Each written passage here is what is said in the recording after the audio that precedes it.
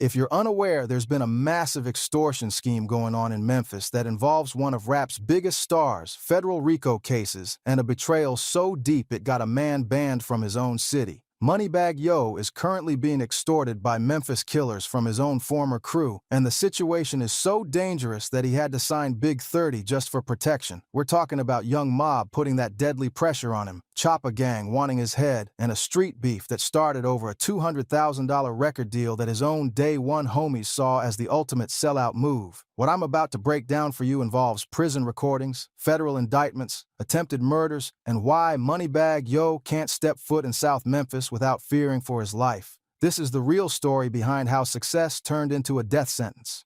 MoneyBag Yo was supposed to represent Memphis to the fullest. Blood cousin of 36 Mafia's Crunchy Black, signed to Yo Gotti's CMG empire for $200,000 and pulling in millions from chart-topping hits. But here's what the industry don't want you to know.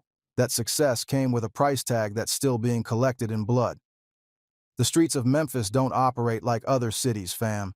This is a place where North versus South isn't just geography, it's life and death. Where loyalty means everything and betrayal gets you a permanent target on your back. What started as a young hustler trying to escape poverty turned into a chess game where one wrong move could cost him everything, including his life.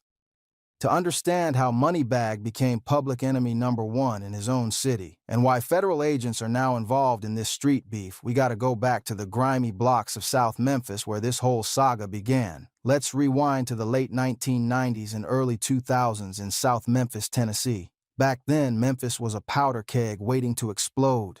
The city was carved up between different neighborhoods, different gangs, and different codes of conduct. North Memphis had their kings, South Memphis had their soldiers, and the two sides rarely mixed without bloodshed. Diario Dwayne White Jr., who would later become MoneyBag Yo, was born into this environment on September 22, 1991, right in the heart of South Memphis. But this wasn't just any part of South Memphis. This was Walker Homes, one of the most notorious housing projects in the city. The kind of place where gunshots were background music and police sirens were the neighborhood alarm clock. Growing up on Haravan Street, MoneyBag wasn't just poor, he was dirt poor. His single mother was struggling to keep the lights on while raising 3 kids, and there were nights when the family didn't know if they'd have food on the table. The apartment was so cold in the winter that they'd huddle together for warmth, and so hot in the summer that they'd sleep on the floor just to find some relief.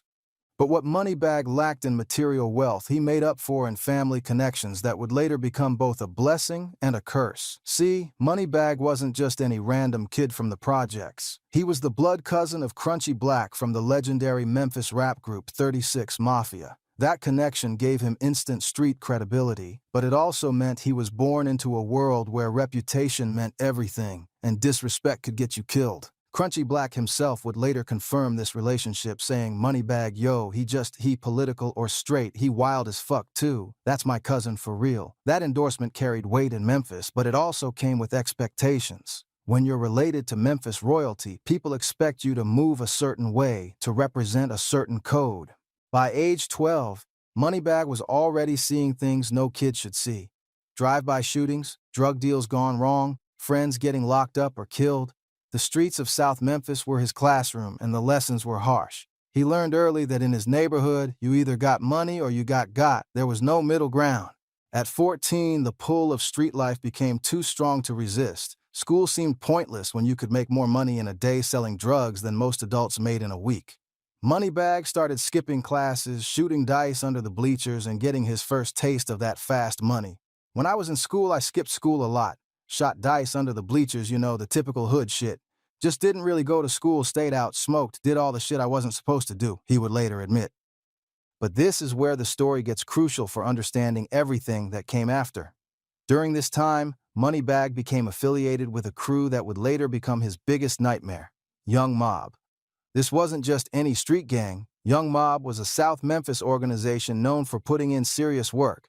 They controlled territory, moved serious weight, and had a reputation for handling their business with extreme violence when necessary. The leaders of Young Mob were 2 brothers who would become central figures in MoneyBag's story, Lance Taylor, known on the streets as OG Boo Dirty, and his younger brother Brian Lackland, who went by the name Stupid Duke. These weren't just MoneyBag's associates or business partners, they were his day ones, his brothers, the people who had his back when he had absolutely nothing. OG Boo Dirty was the older, more established brother. By the time MoneyBag met him, Boo Dirty already had a reputation as someone you didn't want problems with. His rap sheet included arson charges and 2 attempted second-degree murder charges, and according to people who knew him, he was the type of dude who would rather shoot first and ask questions later. Stupid Duke, the younger brother, was cut from the same cloth but even more unpredictable. At just 16 years old, Duke was already being whispered about in the streets as a Memphis savage, someone who would do whatever needed to be done without hesitation or remorse. Court documents would later describe him as a key player in multiple violent incidents, but back then, he was just MoneyBag's homie who always had his back. Young Mob operated out of several South Memphis neighborhoods, but their main base was in the same area where MoneyBag grew up. This meant that joining the crew wasn't just about business, it was about family, loyalty, and survival. When you were Young Mob, you were protected, but you also had responsibilities. You repped the set, you put in work when called upon, and most importantly, you never ever betrayed the family. Now, to really understand how deep this betrayal goes and why Young Mob feels so disrespected, we gotta dive into the incident that set everything in motion, the Level 2 nightclub shooting on Thanksgiving weekend 2010. This wasn't just another Memphis shooting. This was the event that would define the relationship between North Memphis and South Memphis for years to come.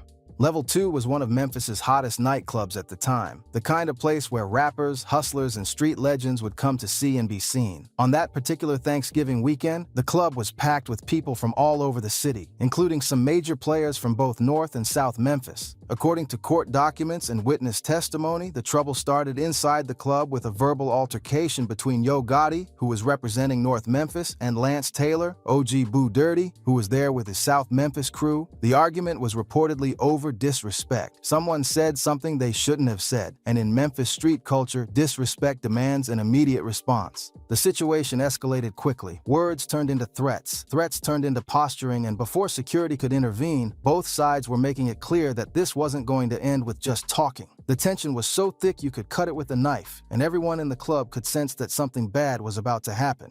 When the club closed and people started heading to their cars, that's when all hell broke loose. In the parking lot of Level 2, 6 people got shot in what witnesses described as a chaotic gun battle. According to court affidavits, Lance Taylor, OG Boo Dirty, was identified as the primary shooter, the one who pulled the trigger first and kept shooting until his clip was empty. But here's what makes this incident so important to our story. MoneyBag Yo was there that night. He saw his day one homie risk his life and freedom in a beef that involved their entire crew. He watched OG Boo Dirty face potential life in prison for defending South Memphis honor against North Memphis disrespect. The aftermath of that shooting created a permanent divide between the two sides of Memphis. Yo Gotti and his North Memphis crew were now sworn enemies of Young Mob and their South Memphis allies. This wasn't just a personal beef anymore, it was a war that would influence Memphis street politics for the next decade. OG Boo Dirty was arrested and charged in connection with the shooting, but he didn't go quietly. While fighting his case, he decided to make his feelings about Yo Gotti crystal clear by releasing a diss track called Get 'Em G.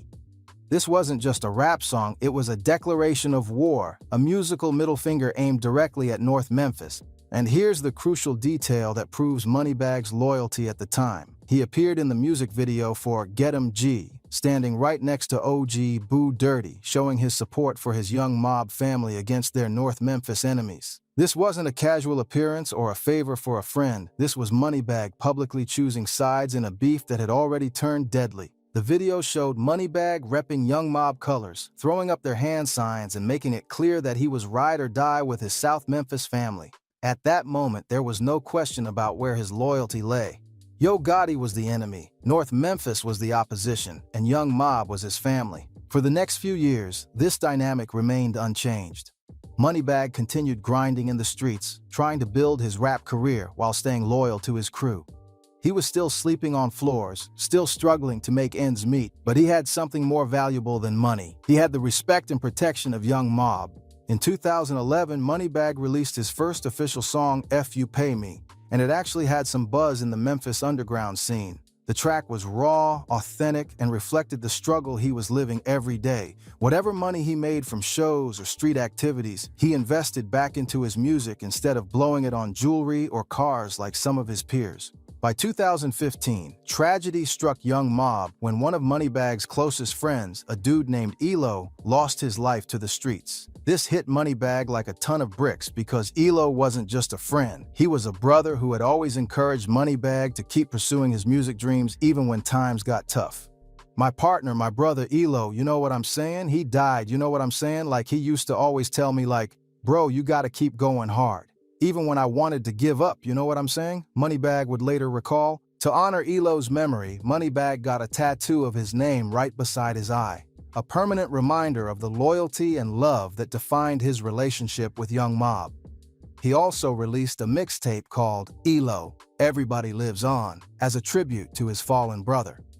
The success of that tribute mixtape caught the attention of Endless Entertainment, and MoneyBag signed his first real record deal. Things were finally starting to look up, and it seemed like he might actually make it out of the struggle without betraying his principles or his people. But success in the music industry comes with temptations, and sometimes those temptations can make you forget where you came from and who was with you when you had nothing. In 2016, MoneyBag released a mixtape called Federal that really started making noise beyond Memphis. The project was raw, authentic, and showcased his ability to tell street stories in a way that resonated with people who had lived similar experiences. Suddenly, he was getting booked for shows in Chicago, Indianapolis, and other cities outside of Memphis. After one particular show where he made $2,500, more money than he had ever seen at one time, MoneyBag realized that music could actually be his ticket out of the streets. But with that realization came a decision that would change everything and set him on a collision course with the people who had been his family since day one. Here's where the story takes a turn that nobody saw coming, and where MoneyBag made the decision that would haunt him for the rest of his career.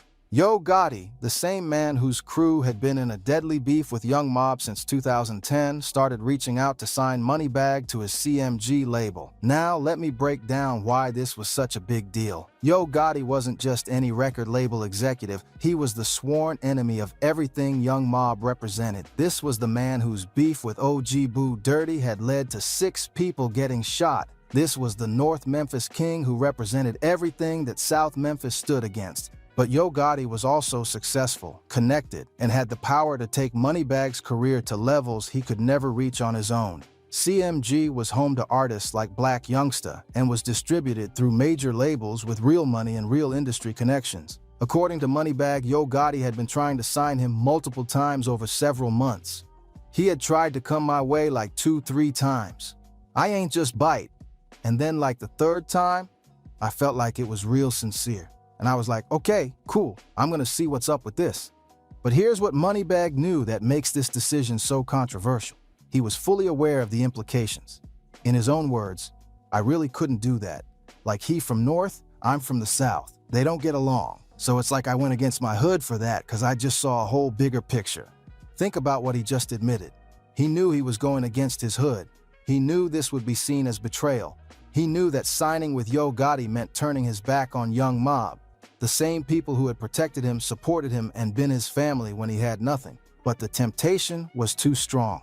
In 2016, Yo Gotti put a $200,000 signing bonus on the table, more money than MoneyBag had ever seen in his life. For someone who had been sleeping on cold floors and didn't know where his next meal was coming from, that money represented freedom, security, and the chance to take care of his family. So MoneyBag signed the deal, and just like that, everything changed. He went from being a Young Mob soldier to a CMG artist, from representing South Memphis to being associated with North Memphis, from being family with OG Boo Dirty and Stupid Duke to being business partners with their sworn enemy. The reaction from Young Mob was immediate and intense. These weren't just business associates who felt slighted. These were brothers who felt betrayed by someone they had loved and protected. Stupid Duke, OG Boo Dirty, and the rest of Young Mob saw this as the ultimate act of disloyalty. But what made the situation even worse was how MoneyBag handled it afterward. Instead of acknowledging the sacrifice that Young Mob had made for him, instead of showing respect for the people who had been with him in the trenches, he started downplaying their importance and even denying some of the history they shared. In a 2017 interview with DJ Vlad, MoneyBag made statements that would come back to haunt him. When asked about the beef between his old crew and Yo Gotti, he said, "The opportunity, you know what I'm saying? Like it is like for you to make millions. Like it's bigger than this shit, bro. Like cut this shit out like nobody didn't get killed over this shit anyway. Like leave it alone." But that statement was a lie, and everybody in Memphis knew it. People had been killed in the ongoing beef between North and South Memphis. The level 2 shooting had left people wounded and traumatized. OG Boo Dirty had risked his freedom and his life defending Young Mob's honor, and now MoneyBag was acting like none of it mattered. This disrespect was the final straw for Young Mob. It was one thing to leave for a better opportunity. They might have been able to understand that. But to leave and then disrespect the sacrifices they had made, that was unforgivable. The streets started talking immediately. Word spread through South Memphis that MoneyBag had sold out, that he had chosen money over loyalty, that he couldn't be trusted. His own neighborhood started looking at him differently, and people who had once shown him love now showed him cold shoulders. But the real consequences were just beginning. Young Mob wasn't the type of organization to just let disrespect slide, especially not from someone they had considered family. They started putting pressure on MoneyBag, the kind of pressure that comes with serious consequences if you don't respond appropriately. According to multiple street sources, Young Mob began demanding payment from MoneyBag, not just a one-time fee, but ongoing payments, essentially extortion money to keep them from taking more drastic action. The message was clear. You made millions off our protection and our reputation. Now you need to pay for that privilege. This is where Big 30's recent revelations start making perfect sense. When Big 30 said, "You came to our hood for the muscle cause them folks started putting pressure on his ass. Extortion only." He's still paying niggas to this day to stay off his ass. He was talking specifically about Young Mob and their extortion campaign against MoneyBag.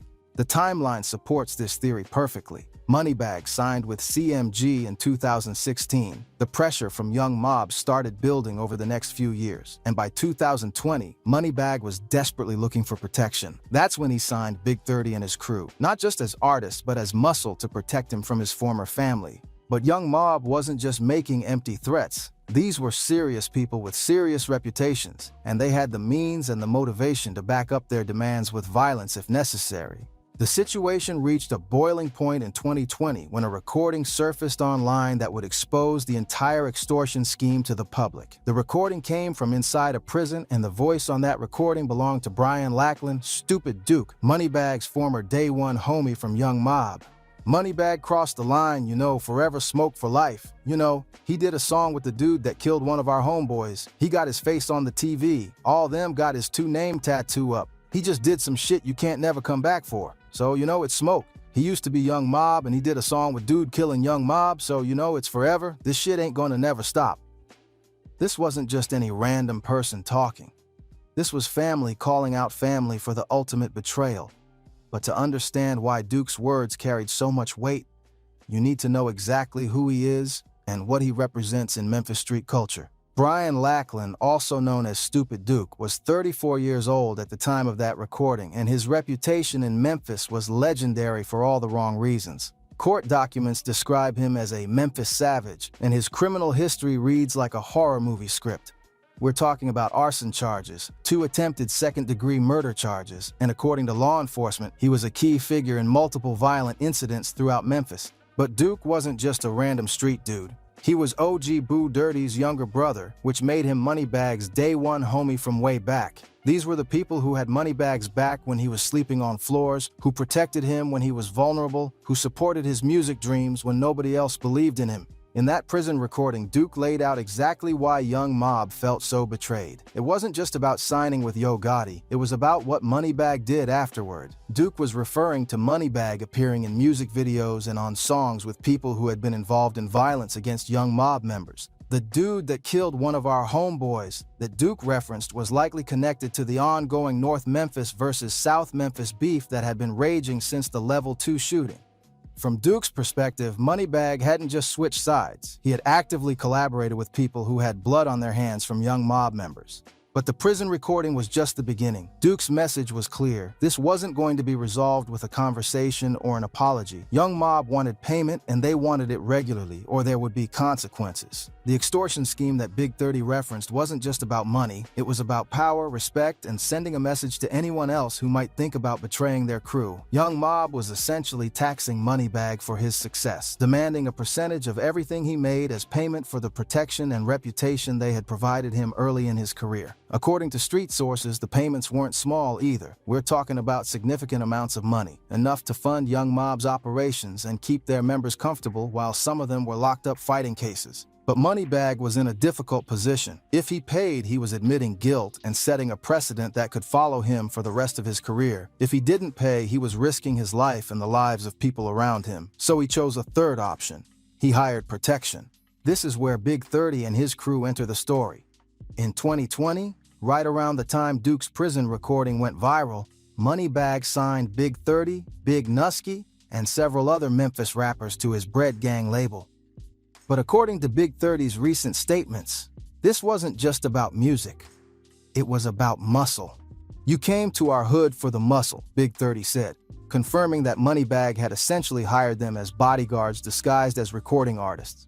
Big 30's crew had their own reputation in Memphis, and they were known for handling their business when necessary. But hiring protection created new problems. Now MoneyBag was caught between two dangerous crews, Young Mob, who wanted their money, and Big 30's crew, who expected loyalty and respect in return for their protection. It was a delicate balance that required constant attention and significant financial investment. The situation got even more complicated when MoneyBag's own family started turning against him. In June 2021, someone claiming to be H.D. White, MoneyBag's father, started posting on Facebook with receipts showing MoneyBag with his old crew before he became famous. The posts were brutal. "Before the money, when everything was cool. Now he don't know us no more." He followed it up with another post where he threw even more shade, saying, "Your people will watch you struggle.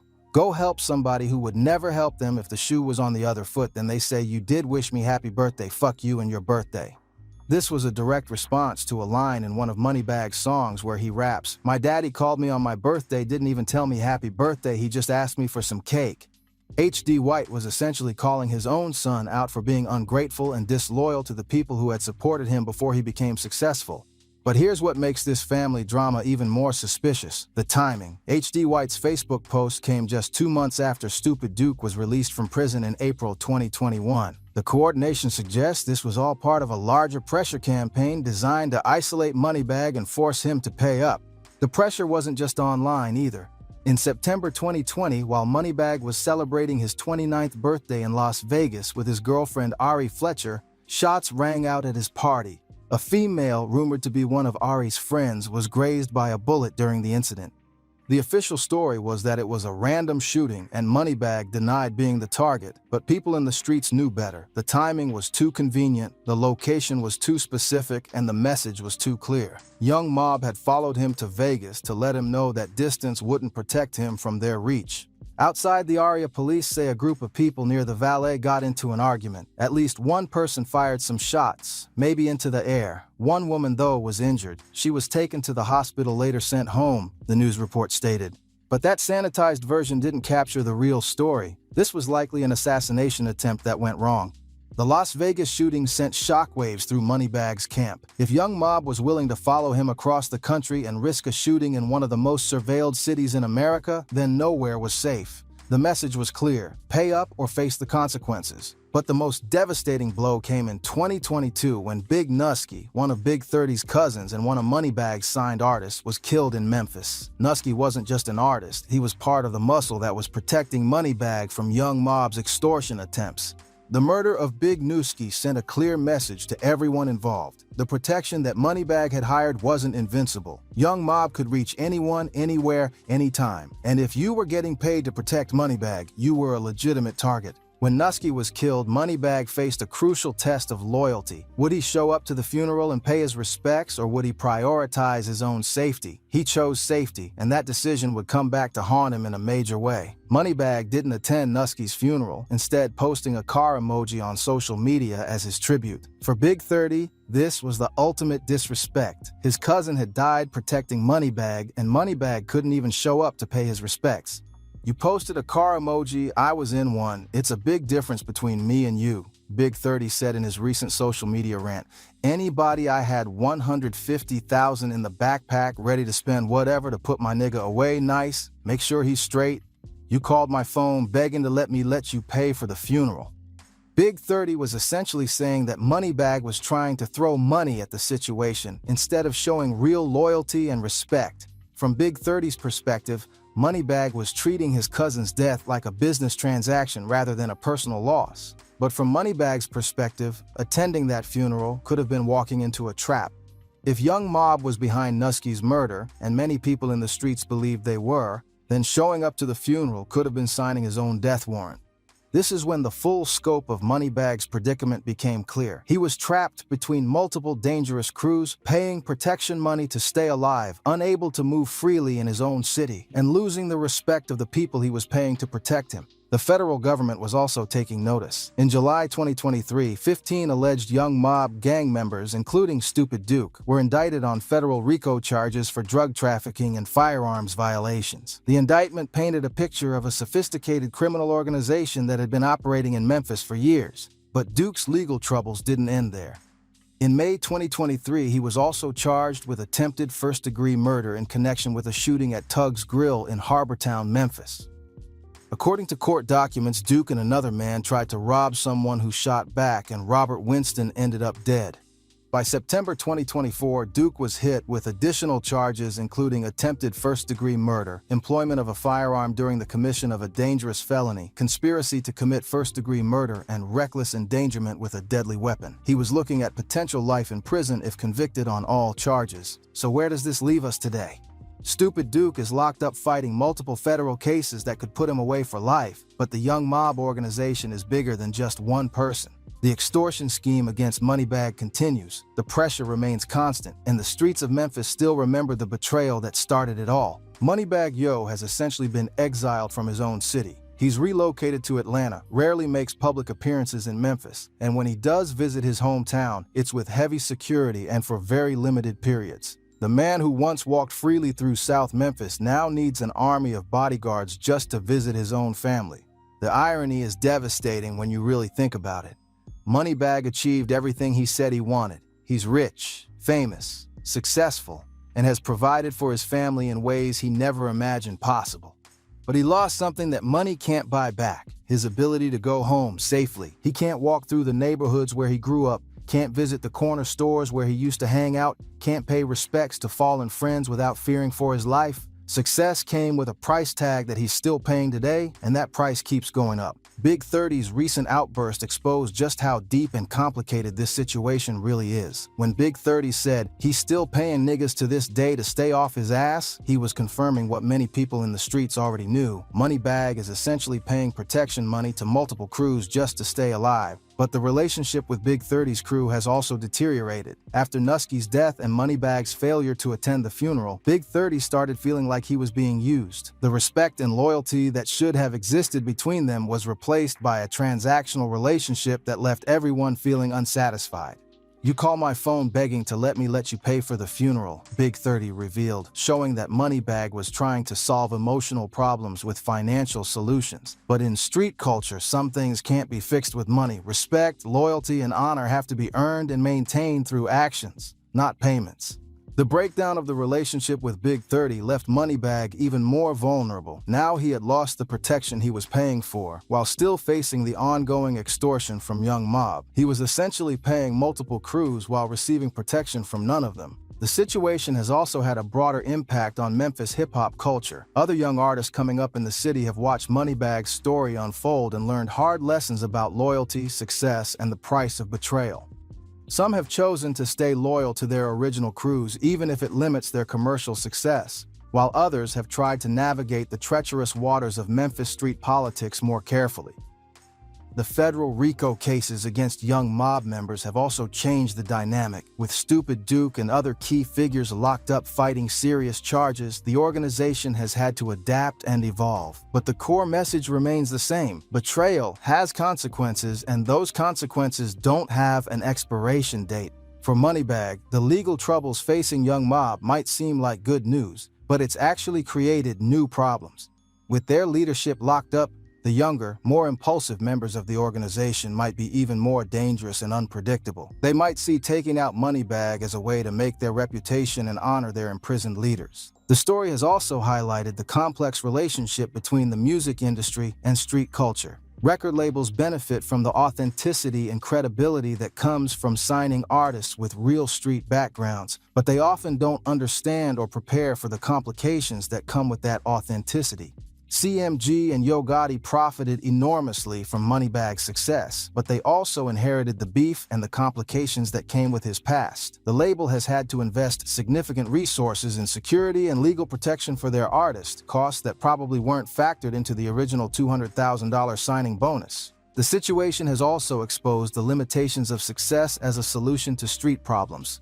MoneyBag thought that making millions would solve his problems and allow him to leave his past behind, but he learned that some debts can't be paid off with money. Respect, loyalty, and honor operate by different rules than the music industry.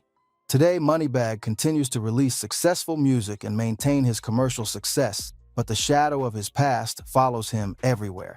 Every public appearance requires extensive security planning, every trip to Memphis is a calculated risk, and every relationship has to be evaluated through the lens of potential danger.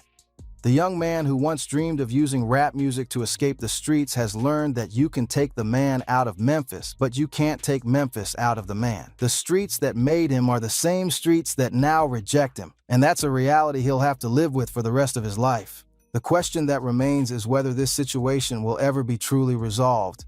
With Stupid Duke facing potential life in prison, there might be an opportunity for some kind of resolution, but the damage to relationships and reputations might be too severe to repair. Young Mob's position is that MoneyBag betrayed them at their most vulnerable moment, when OG Boo Dirty was fighting serious charges and the organization needed loyalty more than ever.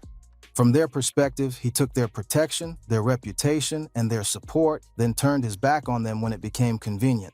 MoneyBag's position is that he saw an opportunity to change his life and provide for his family, and he took it. From his perspective, staying loyal to Young Mob would have meant staying trapped in a cycle of poverty and violence that could have ended with him dead or in prison.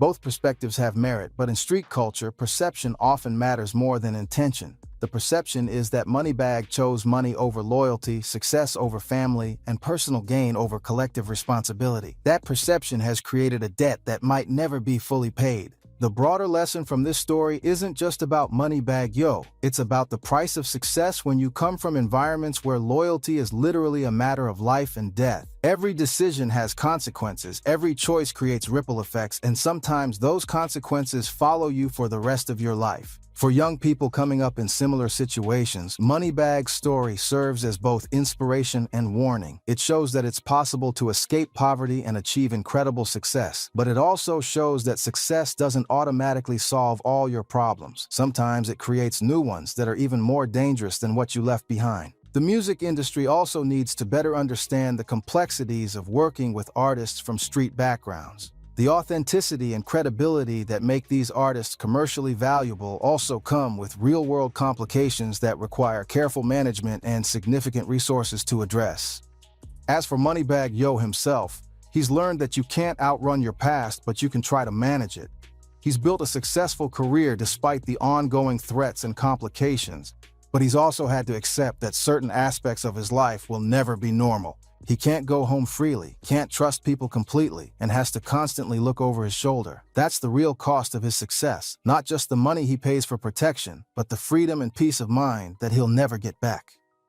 The streets of Memphis continue to watch and wait. Young mob members who are still free continue to remember the betrayal.